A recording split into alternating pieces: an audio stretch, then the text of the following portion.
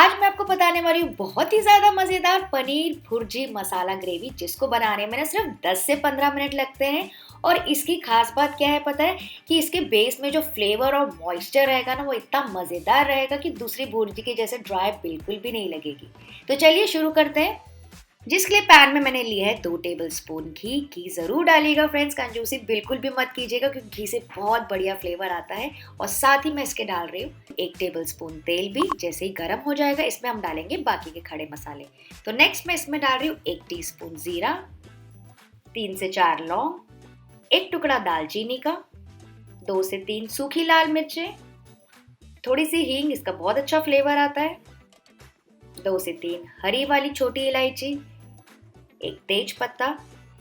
और अब इन सारी चीजों को अच्छे से फ्राई करेंगे बस 30 से 40 सेकेंड के लिए। तो हींग और जब खड़े मसाले अच्छे से भूनते हैं ना तेल में, तो उनकी तो बहुत ही अच्छी खुशबू आती है। तो ये अच्छे से भून गए हैं। नेक्स्ट मैं इसमें डाल रही हूँ 1 बड़ा प्याज, जिसको मैंने ऐसे बारीक काटा है। आप चाहे तो इसका प्यूरे भी कर सकते हैं, लेकिन अगर आपको दरदरी और एकदम ढाबा स्टाइल ग्रेवी चाहिए ना, तो मैं आपको सजेस्ट करती हूँ कि इसको बारीक ही काटिएगा। इसको फ्राई करेंगे 3 से 4 मिनट के लिए।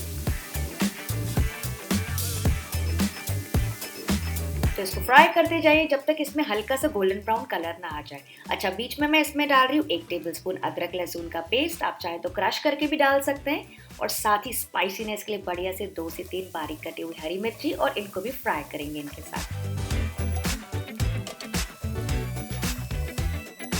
ये देखिए प्याज ऑलमोस्ट गोल्डन ब्राउन होने ही लगे हैं, तो इस पर गैस का फ्लेम लो कर देंगे और हम डालेंगे थोड़े से सूखे मसाले। तो सबसे पहले मैं इसमें डाल रही हूँ 2 टीस्पून भर के कश्मीरी लाल मिर्ची पाउडर, क्योंकि इससे अच्छा सा कलर भी आ जाएगा ग्रेवी में। 1 टीस्पून भर के मैं डाल रही हूँ धनिया पाउडर, आधा टीस्पून जीरा पाउडर, आधा टीस्पून गरम मसाला। और ये देखिए मैं डाल रही हूँ बस 1 टीस्पून। देखा आपने, इतना छोटा चमचा मैं डाल रही हूँ बेसन का। इसके बदले आप चाहें तो आटा या फिर ओट्स का आटा भी यूज कर सकते हैं। इसका फायदा ये है कि जब आप ग्रेवी बनाएंगे ना, एकदम अच्छे से भुनी हुई बनेगी और थोड़ी सी गाढ़ी बनेगी। मतलब नॉर्मली जब हम प्याज टमाटर की ग्रेवी बनाते हैं तो किसी साइड से पानी छूट जाता है, वैसा बिल्कुल भी नहीं होगा। ग्रेवी आपकी परफेक्ट बनेगी और साइड से पानी पानी नहीं छूटेगा। थोड़े से उसमें कंसिस्टेंसी और टेक्सचर अच्छा आ जाता है। तो ये देखिए बेसन उसमें अच्छे से भून गया। कैसे पता चले, ऊपर से झाग आ गई और अच्छे से फ्राई हो गया है तेल में। तो इस वक्त मैं इसमें डाल दूंगी बिल्कुल थोड़ा सा पानी। पानी डालने से क्या होगा ना, मसाले जलेंगे नहीं और उसमें अच्छा सा और भुनाई हो जाएगी।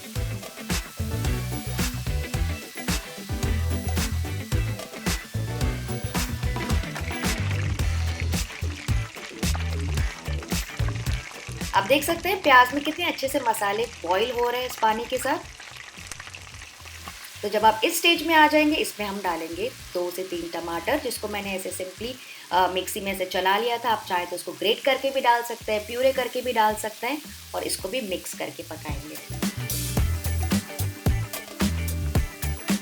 तो ताकि टमाटर जल्दी पक जाए, इसमें मैं डाल रही हूँ 1 टीस्पून नमक और इसे भी मिक्स करेंगे।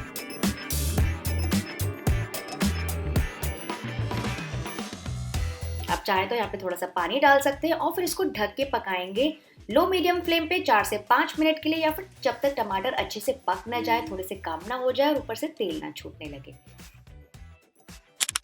प्लेट हटाकर चेक करते हैं, देखिए टमाटर रिड्यूस हो गए हैं। ऐसा लग रहा है कि भून गए, साइड से तेल भी छूटने लगा है। इसको मिक्स कर लेंगे थोड़ा। और फिर इसमें एक्स्ट्रा बेस और क्रीमीनेस के लिए मैं इसमें डाल रही हूँ 2 से 3 टेबलस्पून दही। तो ये फ्रेश वाली दही मैं यूज कर रही हूँ। इससे बहुत अच्छी कंसिस्टेंसी भी आ जाएगी। और साथ ही मैं यूज कर रही हूँ 2 टेबलस्पून मलाई भी। मलाई की जगह आप काजू का पेस्ट भी यूज कर सकते हैं। काजू की क्रीम जो बना, मतलब काजू को भिगा के आप उसका पेस्ट बना सकते हैं रिचनेस के लिए।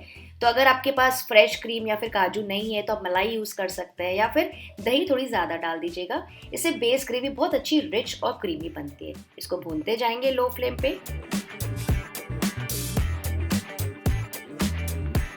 और अब बारी आती है डालने की इसमें द मेन इंग्रेडिएंट पनीर। तो पनीर देखिए मैं इसे हाथ से क्रम्पल करके डाल रही हूँ, ग्रेट करके बिल्कुल नहीं डालना है, चूरा करके बिल्कुल नहीं डालना है फ्रेंड्स, क्योंकि हम बना रहे हैं भुर्जी, हमको हलवा नहीं बनाना है। तो इसको ऐसे थोड़ा सा तोड़ तोड़ के डाल दीजिए। साथ ही मैं डाल रही हूँ थोड़ी सी स्लिट ग्रीन चिलीज, और इसको थोड़ा सा और मिक्स करेंगे। तो फ्रेंड्स, ये वाली जो रेसिपी ना हमारी फैमिलीज फेवरेट है। मोस्टली सैटरडेज को क्या होता है ना, कुछ समझ में नहीं आता ना कि क्या बनाए, तब मैं बनाती हूँ ये वाली पनीर की ग्रेवी, झटपट तैयार हो जाती है। तो सैटरडेज को मोस्टली मैं यही बनाती हूँ। और संडे को तो आप सबको पता ही है, मेरे घर में बनता है ऑथेंटिक सिंधी कढ़ी चावल और आलू का टूक। तो मुझे कमेंट करके आपको ये बताना है फ्रेंड्स कि आपके घर में सैटरडे संडे को क्या बनता है। और हाँ, अगर आपको ऑथेंटिक सिंधी कढ़ी और आलू टूक की रेसिपी देखनी है ना, तो मुझे कमेंट करके बताइए। जितने ज़्यादा कमेंट्स आएंगे ना, तो मैं अगली रेसिपी वही अपलोड करूँगी। तो देखा, पनीर को पहले हमने बेस के साथ भून लिया 2 से 3 मिनट के लिए। उसके बाद मैं से थोड़ा सा पानी डाल रही हूँ एडजस्ट करने के लिए, क्योंकि हम ग्रेवी बनाने जा रहे हैं। और फिर इसको ढक के पकाएंगे और 3 से 4 मिनट के लिए लो फ्लेम पे, ज़्यादा समय बिल्कुल नहीं लगेगा। प्लेट लगा के चेक करते हैं। ये देखिए, तेल एकदम सतह पे आ गया है। इस तेल को कहते हैं रोगन, मतलब अच्छे से भुन गई है सब्जी। और जो फ्लेवर है ना, सारे जूसेस है ना बेस का, वो पनीर ने अच्छे से एब्जॉर्ब कर लिया है। ड्राई ड्राई, सूखा सूखा, फीका फीका बिल्कुल भी नहीं लगेगा। आप देख सकते हैं पनीर की ग्रेवी, जितनी आपको कंसिस्टेंसी चाहिए आप उसके हिसाब से आप पानी कम ज़्यादा डाल सकते हैं। लग रही है ना बिल्कुल लाजवाब, आ गया ना आपके मुंह में भी पानी। लास्ट फिनिशिंग के लिए हम डालेंगे थोड़ी सी कसूरी मेथी और फ्रेश धनिया, और इसे भी मिक्स करेंगे। फ्रेंड्स, इस रेसिपी का तो क्या कहना, जितनी आसानी से बन जाती है ना, उतनी ही टेस्टी लगती है खाने में। बस आपको ऐसा लगेगा कि वीडियो देख के फटाफट किचन में जाए और उसको बनाना स्टार्ट करते हैं। ये मेरा आपसे वादा है। तो बस इस गर्मा गर्म ग्रेवी को मैं परोस रही हूँ इस अमृतसरी कुलचों के साथ। आप चाहे तो पाव के साथ, ब्रेड के साथ, या फिर फुल्कों के साथ, नहीं तो चावल के साथ भी इंजॉय कर सकते हैं। तो कैसी लगी आपको आज की रेसिपी, मुझे कमेंट करके ज़रूर बताइएगा। और अगर वीडियो पसंद आए तो ढेर सारे प्लीज़ लाइक्स दे दीजिए। Bye bye.